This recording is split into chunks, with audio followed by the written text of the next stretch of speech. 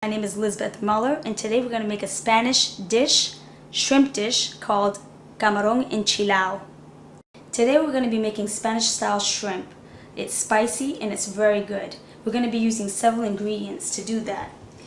I'm going to be using bell peppers, red and green. I'm going to be using a habanero pepper.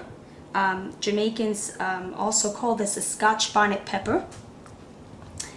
We're going to be using some onions. I'm going to be using garlic clove, about 2 pieces of garlic cloves. I'm going to be using olive oil, some complete seasoning, spices, seasoned salt, oregano, cumin in powder form, and some steak seasoning because it has a lot of pepper in it and I want it to be a little more spicy.